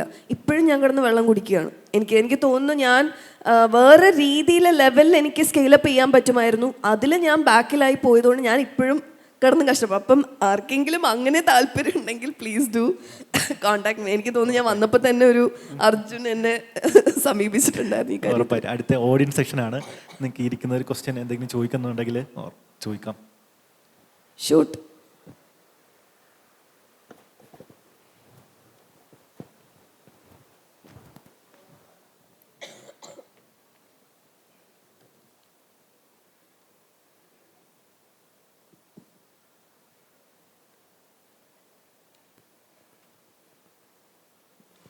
Hi. First of all, thank you for the session. എൻ്റെ പേര് മിലൻ എന്നാണ്. Way too much interested in the field of social entrepreneurship. എൻ്റെ ക്വസ്റ്റ്യൻ ഇതാണ്. Big round of applause for that കേട്ടോ. അത് ആ ഒരു ചിന്ത വന്നു എന്ന് പറയുന്നതിന് നമുക്കൊരു വലിയ കൈയടി കൊടുക്കാം. അതൊരു വലിയൊരു മാറ്റത്തിൻ്റെ തുടക്കമാണ്. Thank you so much. I've been associated with a lot of NGOs currently. എൻ്റെ ക്വസ്റ്റ്യൻ ഇതാണ്. നമ്മൾ ആർട്ടിസൻസ് അല്ലെങ്കിൽ പരമ്പരാഗത വ്യവസായം ആ ഒരു ഫീൽഡിനെ കുറിച്ച് ആലോചിക്കുമ്പോൾ trust is very important.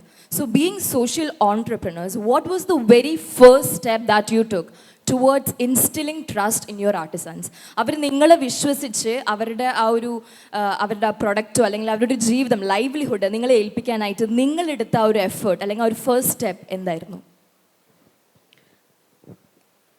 Okay, എന്നോടാണോ അത് ആരോടാ? നിങ്ങൾ 3 പേരും 3 യുണീക്ക് ആൻഡ് ഡിഫറെൻറ്റ് അപ്രോച്ചസ് ആയിരിക്കും. സോ നിങ്ങൾ 3 പേർക്കും ഇതൊന്ന് അഡ്രസ്സ് ചെയ്യാൻ പറ്റി, it would be great. Thank you. Okay, so ആദ്യത്തെ കാല് നമ്മൾ തന്നെ എടുത്ത് വെക്കണം എന്നുള്ളൊരു കാര്യമാണ്. മനസ്സിലായില്ലേ?